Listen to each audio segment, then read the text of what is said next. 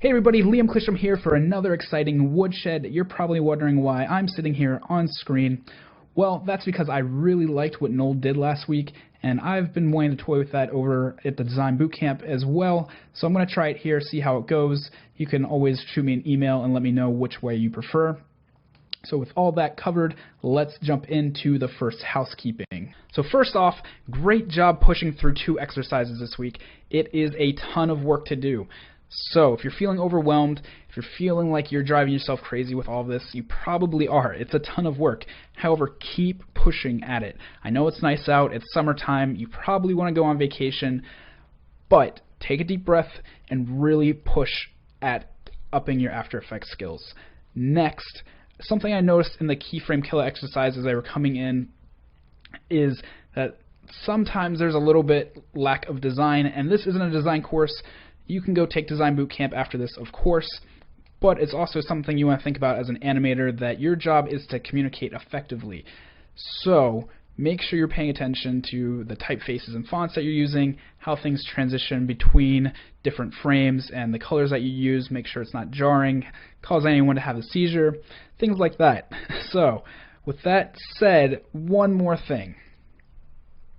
Next week is catch-up week. So if you are feeling burnt out, as I said in the beginning of housekeeping, next week you'll be able to take a nap, relax a little bit, but if you are falling behind, you have a buffer of extra time to catch up, which is really awesome. We've started doing that in all the courses now, and we find that a lot of students take advantage of it, and it helps relieve the stress of all the other stuff we throw at you. So let's go ahead and jump into the first student's work.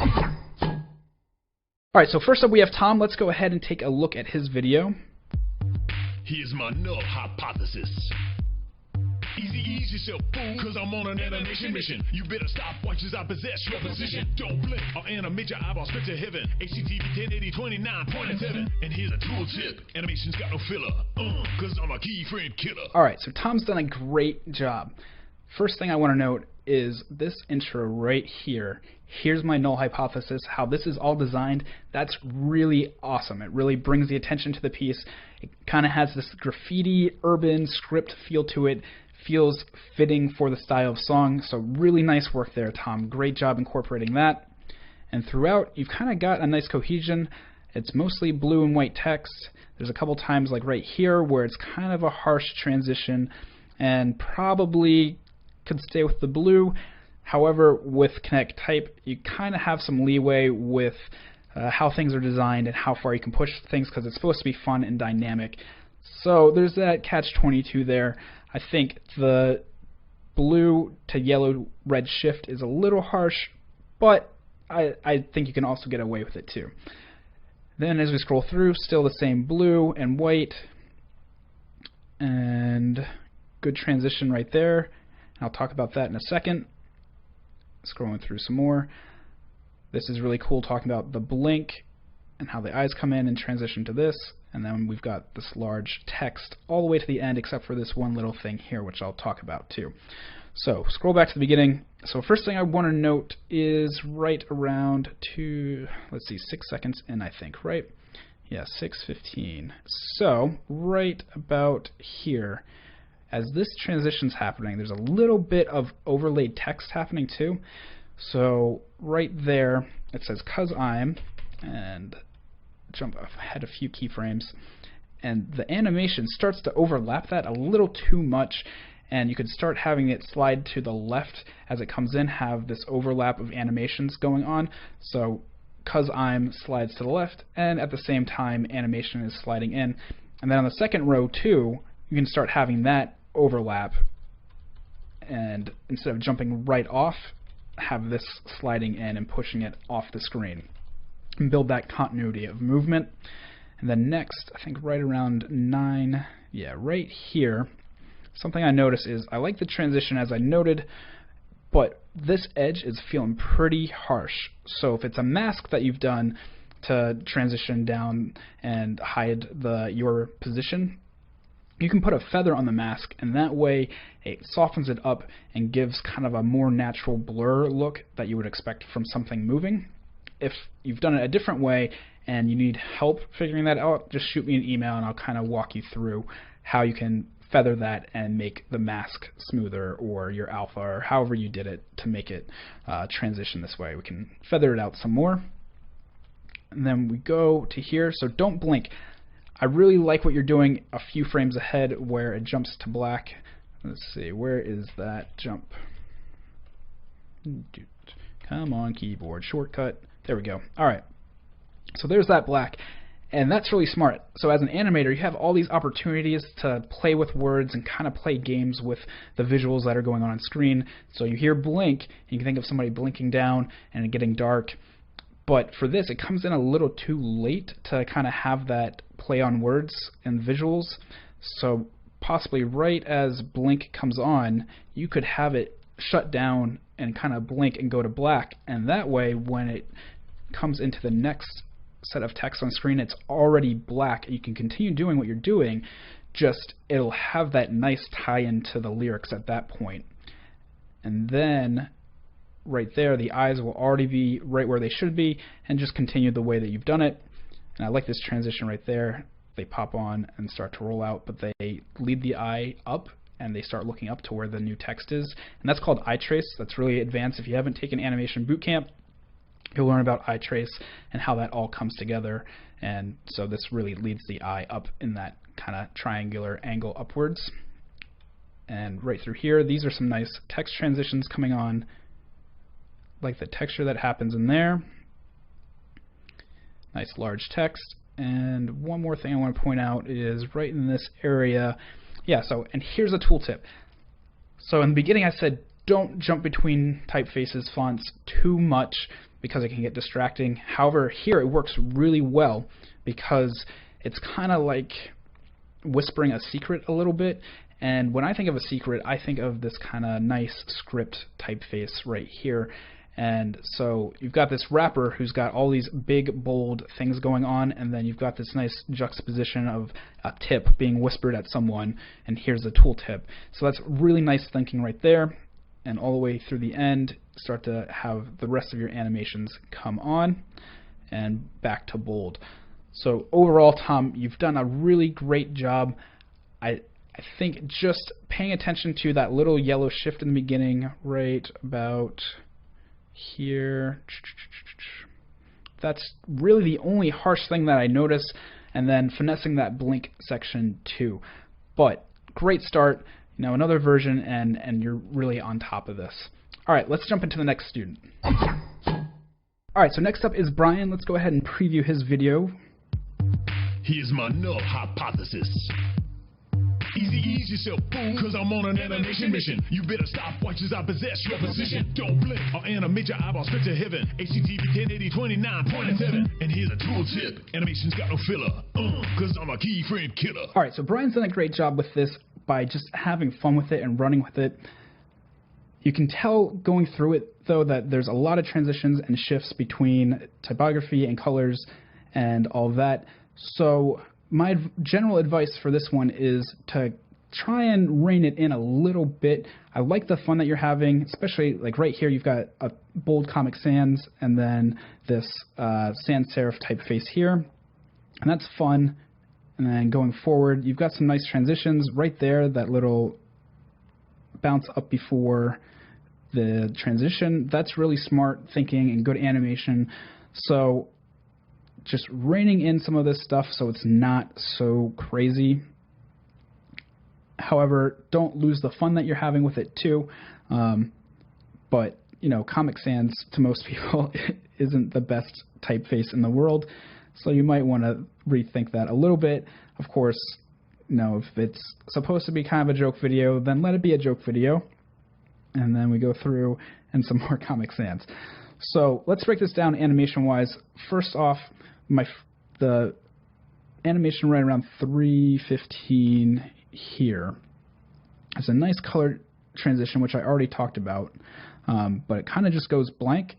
So when pulling open, you should have that white a little bit earlier so you can see the easy ease coming in here like you've done, and it's just got this blank emptiness that starts, but the color transition up to it is really fun. Scroll back a little bit. So that's really great. That's good animation thinking, and even just in here is really great animation thinking. And just gotta retime it a little bit so you don't have that gap in the black. And then down around 10 seconds, right here, you actually have the eyeballs blink. Or I guess it's around 8 seconds. Sorry, that's a bad note on my screen there. So I like this, and I talked about this before in Tom's, having the blink happen. So that's really great thinking. That's something that a lot of novice designers don't think about. They think about just getting it all on screen and making it move cool, but they don't think about how to tie it into the lyrics or the words or the message that's being communicated to an audience. So little things like that really make animation fun for the animator, but also the viewer. So let's scroll forward a little bit more. Mostly it's just what I said about design, and I don't want to turn this into a design critique. I think just have fun with it and rein it in a little bit. Keep the colors that you've got going, because that's all fun, and they're not such a big, vibrant difference between frame and frame that it's gonna really upset anyone. But at the same time, all the little shifts throughout, like here we have blue and like this yellow-green highlighter color, and then orange, and then jumping again to a different typeface in here. So you've got 3 in this one section, and then it jumps again to another typeface. So it's just a lot going on. It's a lot for a viewer to process. If it wants to be a joke video, then, you know, that's one thing. But also think about your portfolio too, and how you might be able to take some of the stuff that you're learning in this course and throw it into a portfolio or a reel too into the future. So, Brian, great work. I know you have great skills because I've seen your other work come through. So I'm gonna take this with a grain of salt that this is really just meant to be a joke video, and you're gonna have fun with it and not really worry about anything else, because the timings on animations are pretty much spot on. It's just the design. Alright, so with all that covered, let's jump into the next student. Alright, so next up we have Alex. Let's go ahead and scroll through their video. Here's my null hypothesis. Ease yourself, fool, cause I'm on an animation mission. You better stop, watch as I possess your position. Don't blink or animate your eyeballs straight to heaven. HCTV 1080 29.7. And here's a tool tip. Animation's got no filler. Cause I'm a keyframe killer. Alright, so I know from Alex's note when he submitted this in the portal that it was supposed to be kind of a nod to the 90s and bad design and just overlaid text and video combined together. So I'm going to take that into consideration when critiquing this one about the design. However, I do want to say overall it probably could be reined in a little bit too. A little bit like Brian's, where you can have a joke video and make it be a nod towards bad 90s videos, but at the same time, you gotta have some restraint, I guess is the word I'm looking for. So let's go through this a little bit more. Right around 2:15, so 2 seconds, 15 frames in, something that I noticed while watching this is that as the text builds on, it builds on from the bottom up. So I'll play through that. Here's my null hop. So it starts down here and goes up. And as I was talking about eye trace before with the eyeballs and then looking up as the transition, eye trace is happening here too, where a viewer is going to look down here because they see that happening first and read that, and then they're going to read the next thing that appears, the next thing. So it's kind of reversed when, in Western society at least, we read from top left down to the bottom right. So it should be starting up here with the transition. So here's my transitioning on, then null, and then hypothesis. And at the moment, it's backwards and reading hypothesis, null, my here's, or here's my. And just little things like that to focus on for eye trace. And it happens a little bit further down again too, which I'll talk about. And then next, we have right in this area, the timing's just a little bit off. So it looks like it kind of comes in just a little bit late for when you're hearing the words, and then leaves a little bit late too. So it needs to snap on a little bit sooner and then snap off a little bit sooner too. So just check your timings in there, make sure it's really lining up with the lyrics that are being said at that point. and then going forward some more. Just overall continuity and typography, and I talked about this as an overall note in the beginning too, just a lot going on, switching from this serif typeface to this one, and then switching again right here, so it's a lot for somebody to handle all at once. And we'll scroll forward some more, and let's see, I think it's around 1423 is the next part that I notice the resolving up. So 14, right about there. Right. And here's a tool tip. Animation's got no fill. Yeah, so the backwards resolve is right here. So it's coming in filler, no, got animations, and just reversing the order that it comes in, so having it come in from the right to the left, so it says animations, got no filler. I think that will help tie it together a little bit more. I like how minimalist this frame is. It draws the eye in, nice white, stark contrast to everything else that's going on, so that's nice. And then right here, that's such a big explosion of color. It looks like you might have a blank frame in there. That may be intentional too. And then again, a lot of shifts happening. 1, 2, 3, like 4 different typefaces between like 4 frames of footage, so just calm it down a little bit. All right, so Alex, overall, just rein in your design a little bit. It's great that you're kind of having a joke video and taking into consideration the 90s. But I think you've gone a little too far with it, and you can rein it in and make it feel like the 90s, but also kind of crappy too, if you want it to be crappy. All right, let's jump into the final student. All right, next up is Jerry. Let's go ahead and preview her video. Here's my null hypothesis.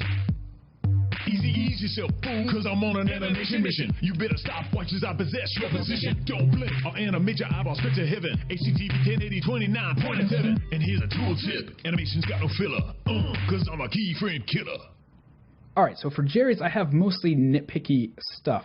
Kind of just paying attention to what's in the text file, and some of you have commented on Facebook too that there's spelling errors and things like that. So most everything that I've talked about in the other videos, Jerry has kind of worked through in her design, but it's just little nitpicky things of either overlaps or spelling or punctuation, things like that. So from the very beginning, I really like this loading animation over here. It kind of bounces with the beat, or at least it seems like it's bouncing with the beat. And as we play through, you've got really nice ties to what the video is talking about animation-wise. So right here, you've got this null, which is exactly what a null looks like in After Effects. That's really nice. And as we scroll through to about 2 seconds, 2.5, 3 seconds, this is the nitpicky thing that I'm talking about. Let me find E on my keyboard so I can do it frame by frame. So right there, really great anticipation, which you should be doing in animation, having a little bit of movement in the opposite direction before it follows through to the direction it's going to actually go in. So that's really smart. And here, though, there's just a little bit of overlap, so make sure you're either not doing such an anticipated movement or just space it out a little bit more. And then you've got that nice jump down there to continue through. And I like this transition that happens here. It follows the eye, talking about eye trace again. It's what the viewer would be expecting, I should say. And then we go through, and right about here, this gets a little bit fast. So this doesn't seem like it's timed up as well as it could be. Just tighten that up a little bit, and then when animation comes on and the transition to the next word, mission, that is a little bit off in alignment with the lyrics as well. So just make sure you're timing that up and going through. And you know, sometimes you kind of have to leave something on screen a little bit longer than you would want to, or sometimes it needs to come in earlier than expected, just because the neural pathways in our head aren't going to line up at the same time. So you might hear something before you see it, so you would want to show it just a little bit early. It's kind of like when you're talking, you start to move your mouth. So if I make an M, I'm going to make the M sound. Man, this is getting so convoluted. With the M shape with my mouth before the M comes out. So my mouth is anticipating what I'm going to say and does it just a little bit before. And so people that read lips, because they're hard of hearing, they kind of know a little bit ahead of time what somebody's going to say because they're making that shape with their mouth. And that's kind of how lip reading works. And that you got to kind of think about that with this too, that you hear things a little bit faster than what you're seeing. So just give that little bit of anticipation, hold on to things a little bit longer, or cut them off earlier if it's really fast. That way you can get the visual in when it needs to be and it doesn't feel off in the timing. What else? So around 6:10, that's what we just talked about. So 11:05. So right in here, again with the eye trace comment, got some nice movement in here coming down all the way. So we're reading from top to bottom, left to right. And these clouds come in, which I really like as a representation of heaven, and then they move up. So as a viewer, you're going to be naturally reading from top left to bottom right, as I've been saying, but at the same time, you're going to naturally want to keep going in that direction, and these clouds start off right in the location they should, right at the bottom there, but as they go back up, it's kind of not so intuitive for a viewer to be going down and then see an animation going up and needing to change their focus from down here looking up. They're gonna naturally think to keep looking down or keep looking left to right. And so with eye trace, you really want to focus on how the viewer is going to experience things. And then we keep going throughout, and I think that's really the last eye trace thing that I noticed. There's a nice transition right here that I didn't point out. Right about there, some nice cool overlaps and like kind of tunnel transitions. That's really smart. And keep going throughout here. And I like this kind of like push roll off. There's a little bit of overlap right there that could be retimed. Not a big deal. The transition really sells it. This is a really nice design here. I like keyframe killer and the A being a keyframe instead of just, an A. That's smart thinking and it ties it all together. And then it just closes out nice and fun with that little bump at the end there. And we've still got this animating beat loading icon going. So Jerry, great work. Just some nitpicky things, like I said, mostly overlap stuff, eye trace, just normal stuff. Overall, great design, though. I think with another revision, you're going to do great. All right, everybody, that's it for this portion of the oatmeal. Stay tuned for the next portion where I'm going to dissect Noel's neckties. That kind of sounds a little bit gruesome, but I really mean the animation, nothing towards Noel. All right, guys, if you have any questions, you know where to find me, liam@schoolofmotion.com. Tag me in a post on Facebook or hit that little support button in the portal, and I'll get right back to you. Thanks.